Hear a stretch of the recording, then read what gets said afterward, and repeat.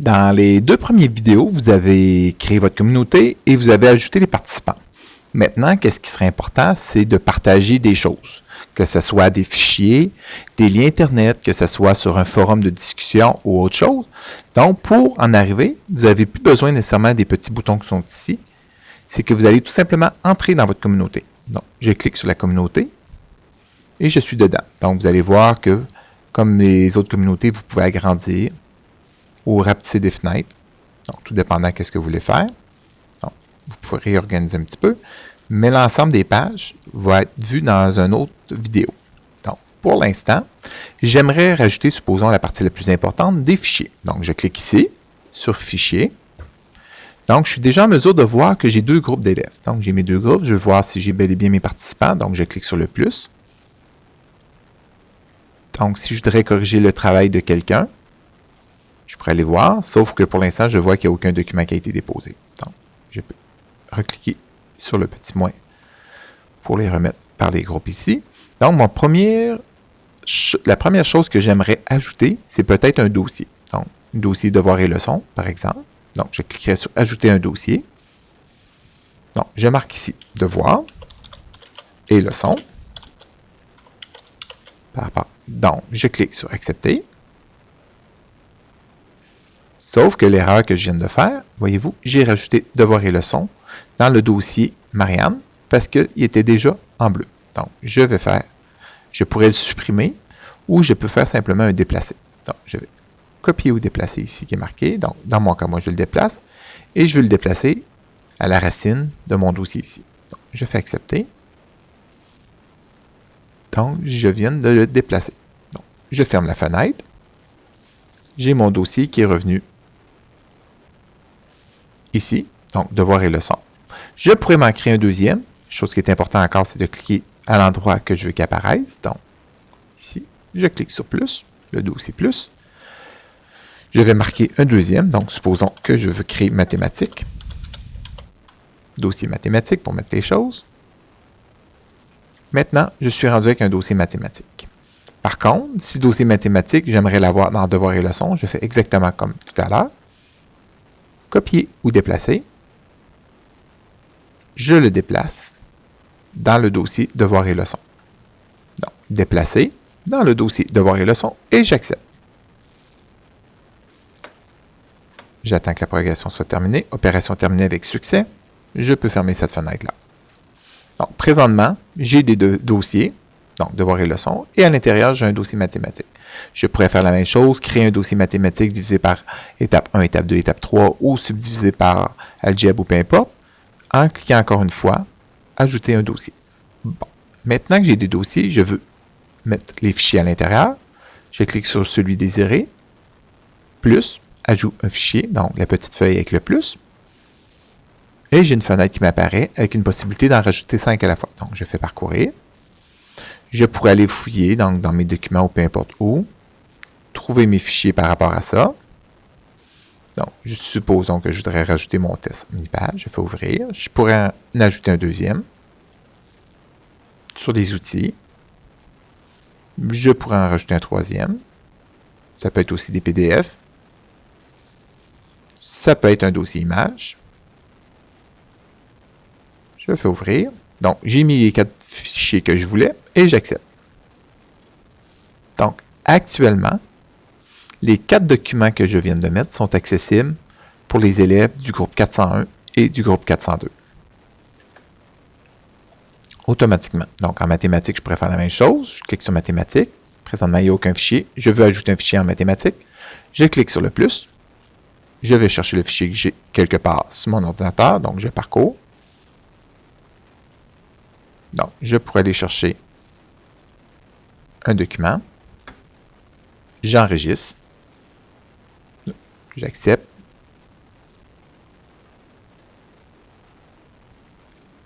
Et j'ai mon nouveau fichier qui est ici maintenant. Donc, dans ma classe, je viens de rajouter des fichiers. Pour une raison quelconque, je voudrais en effacer un.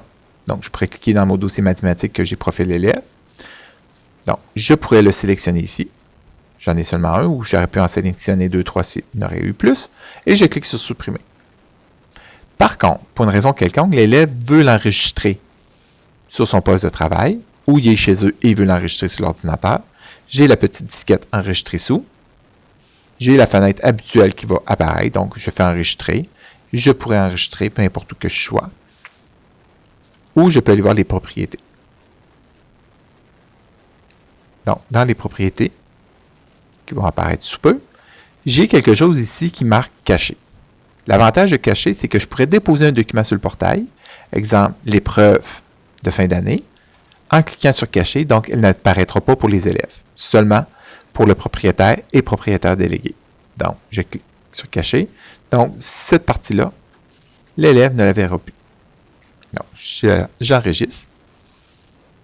Donc, je suis allé tout simplement dans les propriétés du document. Voyez-vous, par rapport aux autres documents, il est en pâle. C'est simplement pour signifier qu'il est caché pour les autres élèves.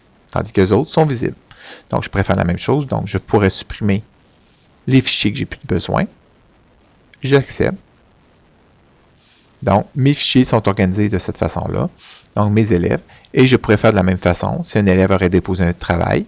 Donc, j'aurais pu aller voir l'élève. Qu'est-ce qu'il a mis comme travail?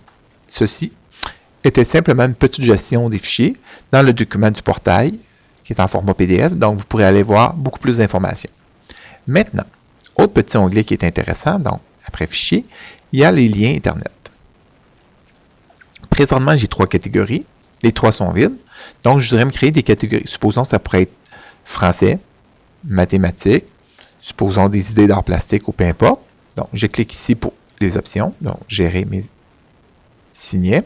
Le titre qu'on retrouve en haut. Donc, supposons, je redonne le même exemple que tantôt, mathématiques.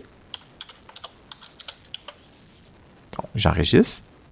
Dans ma catégorie mathématiques, je veux maintenant ajouter mes onglets. Donc, les différents signets. Donc, supposons que je voudrais rajouter AlloProf. Il me faudrait l'adresse d'AlloProf. Je peux toujours faire un copier-coller aussi.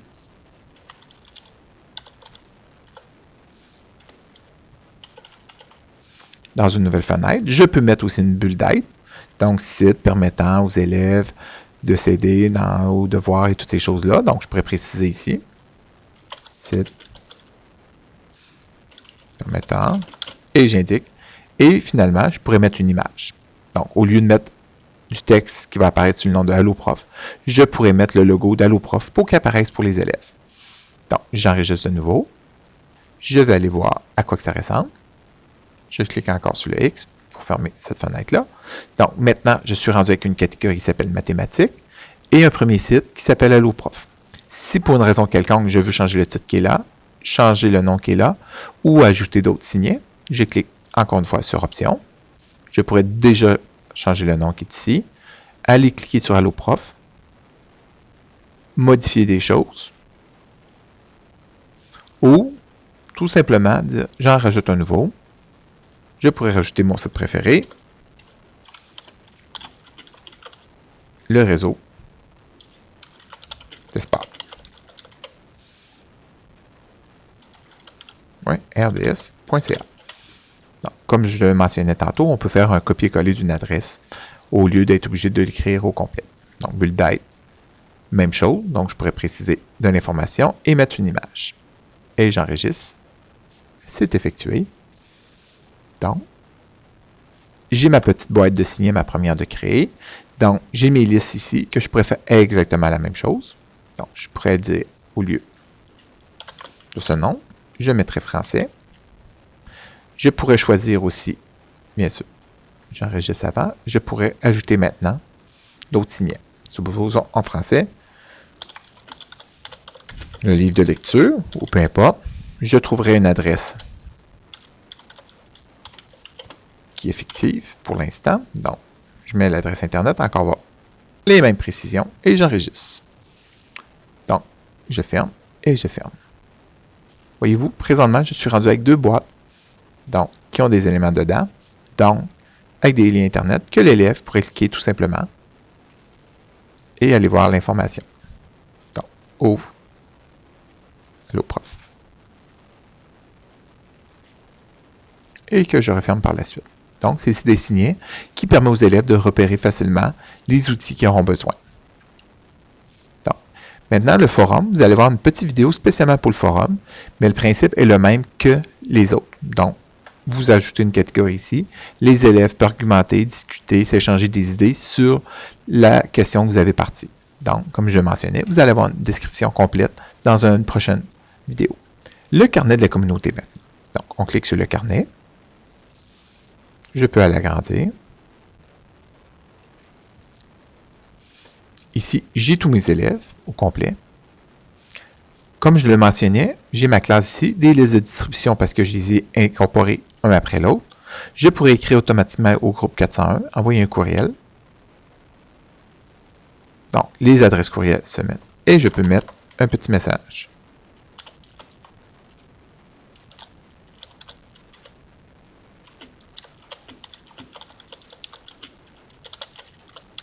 N'oubliez pas, la sortie éducative, demain, apportez votre lunch, blablabla, et toutes ces choses-là. Donc, je pourrais l'envoyer pour faire un petit rappel avec le courriel. Donc, celui-là, je le ferme, je n'envoie pas. Dans mon cas, moi, je ferais envoyer ici. J'aurais pu aussi bien cibler quelques personnes, ceux qui m'ont pas remis leur travail, et de leur envoyer un courriel de la même façon. Donc, je cible, compose un message. J'écris mon petit message. Chers élèves, n'oubliez pas de me remettre votre travail. Et j'aurais pu écrire, enregistrer, joindre un fichier si ça aurait été important, ou tout simplement demander un accusé de réception. Donc, je ferme. Et je n'enregistre pas. Donc, vous avez vu dans votre communauté, vous avez l'information principale. Donc, on voit que dans le journal des événements, l'élève va être au courant qu'il y a eu dans la classe assistive 3 documents déposés. Ici, tantôt, on pourra changer le message. Dans l'agenda, je n'ai rien mis pour l'instant. Donc, j'ai différentes choses. Le jeune qui voudrait écrire directement les réponses, qui ne serait pas obligé d'aller sur Word, pour aller dans EduNote, il pourrait écrire ses réponses. Donc, le 1, en mathématiques, sa réponse était 48. Au point numéro 2, c'était 55. Au point 3, c'était 66. C'est évident qu'il aurait fait une démarche et qu'il aurait pu l'expliquer ici, cette démarche. Comment il a fait pour arriver à tel et tel résultat. Une fois qu'il est fait, il peut tout simplement enregistrer sous. Et là, sa communauté ici. Là, c'est évident qu'il n'y aura pas le nom de tous les élèves.